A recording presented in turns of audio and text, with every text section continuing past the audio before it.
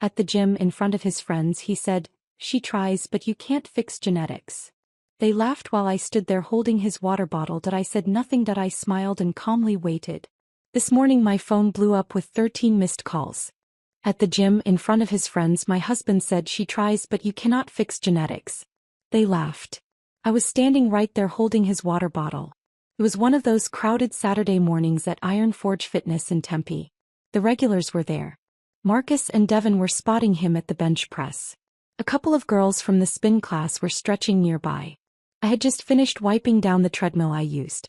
He said it casually like he was commenting on the weather. Marcus asked him how I liked the new training plan my husband had made for me. That was when he smirked and said it. "He tries but you cannot fix genetics." They all looked at me for a second.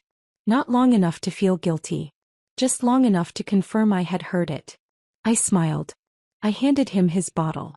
I even said, "You forgot your towel." I did not argue. I did not cry. I did not leave. The worst part was that this was not new. Eric had always found ways to turn me into a project. When we first started dating 3 years ago he said he admired that I was determined. After we got married that turned into comments about how lucky I was that he understood fitness. He posted before and after pictures of his clients online. Sometimes he joked that I was his long-term experiment. At home he was worse. He monitored what I ate. He commented on how my sister looked in a dress compared to me. He once told me I should be grateful he married for personality. I used to think it was motivation. Then I realized it was control. The gym comment felt different though. It was public. It was meant to humiliate. On the drive home he acted like nothing happened. He talked about a new client he was onboarding and how Marcus was thinking of opening a second location. He even reached over and squeezed my knee at a red light. "You know I push you because I care, right?" I nodded. That night I stood in our bathroom looking at myself in the mirror. Not to criticize. Not to measure. Just to look. There was nothing wrong with me. I am not built like the women he follows on Instagram. I never will be. But I am healthy. I am strong. I run 3 miles without stopping. I work full-time as a financial analyst and still cook dinner most nights. I pay half the mortgage. Genetics. That word kept replaying in my head. Eric built his whole identity around physical perfection. His social media was full of filtered photos, protein powder sponsorships, and motivational captions about discipline. What people did not know was that he panicked if he missed one workout. He refused to attend events if he thought there would be unplanned food. He spent more time editing photos than actually training. That night while he slept I opened his laptop. I was not snooping for the first time. But this time I was not looking for messages or proof of cheating. I logged into the shared business folder for his coaching clients. I handle numbers for a living. I understand trends. Patterns. Within 10 minutes my stomach dropped. The client progress photos on his public page did not match the raw files stored in his system. The timestamps were different. The lighting was different. Some before photos were taken months apart but labeled as 6-week transformations. A few after shots were clearly edited. I zoomed in and saw warped backgrounds near waists and arms. I kept digging. Several clients were on extreme calorie deficits. One girl, Madison, was 19 and had emailed him about losing her period. His response was in the folder. Totally normal during a cut. Stay disciplined. Another client mentioned dizziness during workouts. He told him to double the cardio. I sat back in the dark. It was not just ego. It was dangerous. Around 2 in the morning I created a folder on my own cloud drive and started copying everything. Screenshots. Email threads. Original image files with metadata. I did not know what I was going to do yet. But for the first time in a long time I felt calm. The next morning I woke up before him. I made coffee. I kissed his cheek before leaving for work. He said he had a big announcement coming soon. Something that would take his brand national. I smiled again. At lunch I made 3 phone calls. The first was to a former college friend who now works at the Arizona State Licensing Board for Health and Fitness Professionals. The second was to Madison. Her phone number was in the client sheet. The third was to a local journalist who had once interviewed Eric about his rapid transformation method. By the time I got back to my desk my hands were shaking but not from fear. That was Saturday. This morning my phone blew up with 13 missed calls. All from Eric. And one voicemail that just said, "What did you do?" I did not call him back right away. I was already at work when the calls started coming in. My phone was face down on my desk during a budget meeting. It kept vibrating across the wood like it was trying to escape. When I finally turned it over, I saw 13 missed calls. 2 voicemails. 3 texts. Call me. Juliana, what did you do? This is not funny. I stepped into the hallway and listened to the second voicemail. His voice was different. Not angry. Not calm either. Just tight. The board contacted me. And some reporter. Why are they asking about client files? I leaned against the wall and stared out the window at the parking lot. I had not expected it to move this fast. Saturday afternoon, Madison called me back. She sounded nervous. She said she thought she was the only one who felt sick all the time. She said Eric told her not to tell her parents because they would not understand competitive cutting. She had saved all their messages. The licensing board friend, Claire, did not promise anything. She just said if what I sent was authentic, it was serious. She asked me to forward everything through the official portal. The journalist, Aaron Patel from the local business section, was more direct. He said they were already working on a feature about unregulated online coaching. When I mentioned manipulated photos, there was a long pause. Then he asked if I could verify the source. I told him I was his wife. Silence again. That was Saturday. By Sunday evening, Eric was pacing around the living room, glued to his phone. He had not told me anything yet. He was trying to figure out where the leak came from. I played my part. What is going on? I asked. He said someone was trying to sabotage him. Probably a jealous competitor. He mentioned Marcus. He mentioned a former client who quit last year. He did not mention me. That night I slept in the guest room. I told him I had a headache. This morning after the missed calls I finally texted him back. I am at work. What happened? He responded immediately. They froze my certification pending investigation. And that reporter is threatening to publish something. Did you talk to anyone? I did not answer that question. Instead I wrote, what are they investigating? He called again. I let it ring once, twice, then picked up. They are saying I falsified transformation photos. That I gave unsafe diet plans. This is insane. Did you? I asked. There was a pause. You do not understand how marketing works. Everyone enhances photos. It is branding. And the diet plans are tailored. Madison lost her period, I said. Another pause. Longer this time. How do you know about Madison? That was the moment. I could almost hear the pieces clicking together in his head. Juliana, he said slowly, what exactly did you send them? I did not raise my voice. I did not accuse him. I just said the original files. The emails. The metadata. He swore under his breath. You went through my computer. It is our computer, I said. And those are real people. He started talking fast after that. About how I had no idea how hard he worked. How the industry was competitive. How one bad article could ruin everything he built. How I was supposed to support him. Support you while you humiliate me in front of your friends. That was the first time I mentioned the gym. He exhaled sharply. You are seriously doing this because of a joke. It was not a joke. You are overreacting. This is exactly what I mean. You are emotional. You do not think strategically. I let him talk. The irony was almost impressive. The man who built his brand on discipline was unraveling in real time. By noon, Aaron's article went live online. The headline was not subtle. It mentioned deceptive marketing and unsafe coaching practices. It quoted anonymous client complaints. It referenced an ongoing investigation by the Arizona Licensing Board. It did not mention me by name. But it did include side-by-side images of one of Eric's most viral transformations, with analysis of digital distortion in the background tiles. Within an hour, his social media comments exploded. By 2 o'clock, 2 of his corporate gym contracts announced they were reviewing their partnerships. 3. Marcus texted me. What is going on with Eric? Did you know about this? I did not respond. At 5, I left work early. When I pulled into our driveway, his car was already there. The front door was open. And when I walked inside, our living room looked like a storm had passed through. His framed certifications were on the floor. His laptop was open on the coffee table. And Eric was sitting on the couch, staring straight ahead. When he saw me, he stood up. You just destroyed my career, he said. I put my purse down carefully. No, I said. You did that yourself. He looked at me like he was seeing me for the first time. And for the first time in 3 years, I was not the one trying to fix something. He was. He did not scream.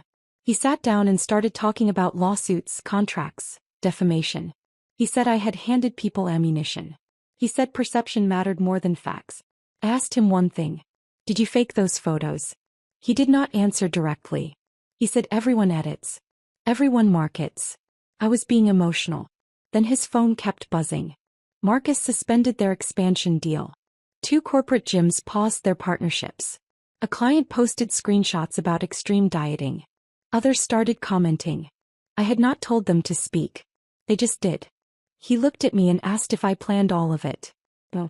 There was a knock at the door. 2 compliance officers from the gym informed him his access was revoked during the investigation. They were calm. Professional. It was real. After they left, he said I ruined our future. I told him he ruined it himself. That night he packed a bag and left. Said he needed space. Around midnight, I got a call from an attorney representing several former clients. They were preparing a civil case for negligence and deceptive practices. She asked if I would give a formal statement. I looked around the kitchen at the house I helped pay for at the silence. Yes, I said. Eric did not come home the next day. Instead, I received an email from him. Not a message. Not an apology. A formal email. Subject line, urgent. He said his lawyer advised him not to communicate verbally. He said I was exposing myself to legal risk by cooperating with hostile parties. He suggested we present a united front to minimize damage. He also asked if I had shared any financial records. That last part caught my attention. Financial records. I work in finance. I manage risk for a living. When we got married, we kept separate personal accounts but opened one joint business support account for his coaching brand. I handled bookkeeping during tax season because he hated numbers. That night after his email, I logged into the business dashboard. At first glance, everything looked normal. Client payments, supplement affiliate deposits, monthly expenses. Then I filtered by transfers. Over the past 8 months, large sums had been moved from the business account to a separate LLC I did not recognize. I searched the name. It was registered 2 states away. The sole listed manager was Eric Thompson. Not our shared address. Not our shared state. A different mailing location entirely. I felt something colder than anger. I opened more statements. There were consulting payments labeled brand development. Equipment purchases that never arrived at our house. Travel reimbursements for trips he told me were local seminars. The dates lined up with weekends he said he was coaching intensives.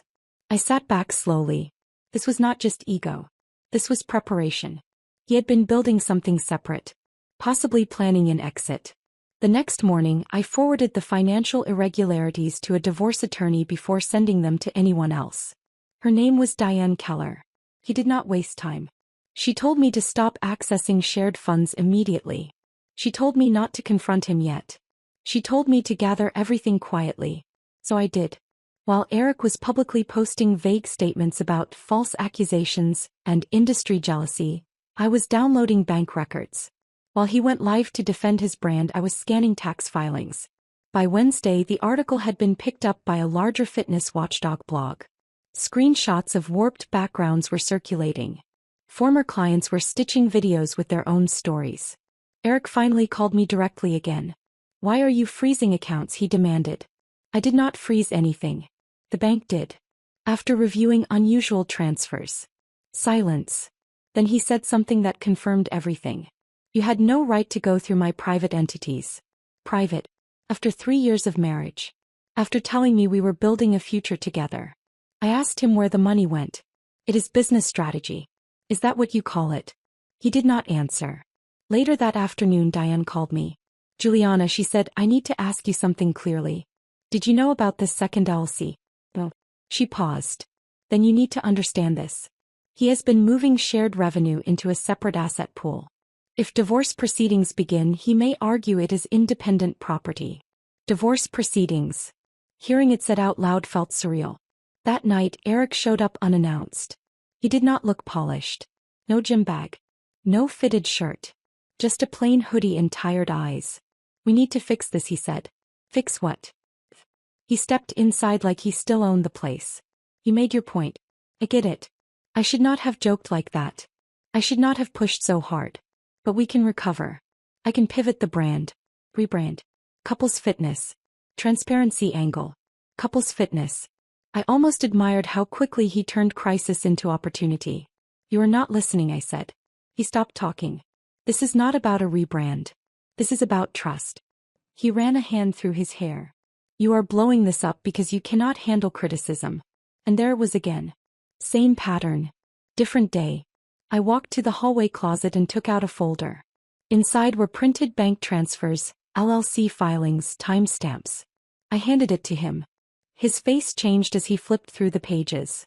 Where did you get this? Public records are public, I said. For the first time since all of this started, he did not argue. He just stared at the paperwork. You were planning something, I said. Without me. He did not deny it. I was protecting myself, he replied. From what? From instability. That word stayed in the air between us. Instability. I realized then that in his mind I was the risk. Not his deception. Not his lies. Me. He put the papers down slowly. What do you want? It was the first honest question he had asked. I looked at him and felt something I had not expected. Not anger. Clarity. I want out. He blinked. Out of what? The marriage. And this time I did not smile. He did not argue when I said I wanted a divorce. He tried to negotiate. We divide everything quietly. You withdraw your statement. I fixed the brand. No more damage. I said no. The suspension became official. Sponsors pulled back. More clients joined the civil case. His following started shrinking. Then something shifted. Madison texted me. She said she thought it was her fault until now. Another client emailed to say she finally told her family. This was bigger than us. A national wellness podcast reached out and asked if I would speak anonymously about toxic fitness culture from the inside. I thought about it all night. Eric left a voicemail. If you go public, you burn everything down. On Monday, I filed for divorce. On Tuesday, I recorded the episode. I stuck to facts. No insults. No exaggeration. 2 weeks later, it aired.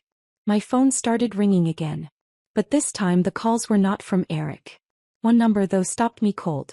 It was from someone I never thought I would hear from again. The number was his mother. She told me she listened to the podcast. Then she said something I did not expect. This was not the first time. Before our wedding, Eric had another coaching issue. Complaints. A quiet payout. His parents handled it.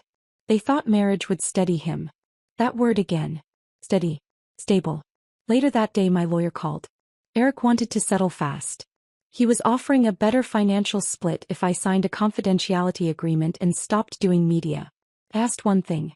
Does it stop me from cooperating in the civil case? No. I agreed with a condition.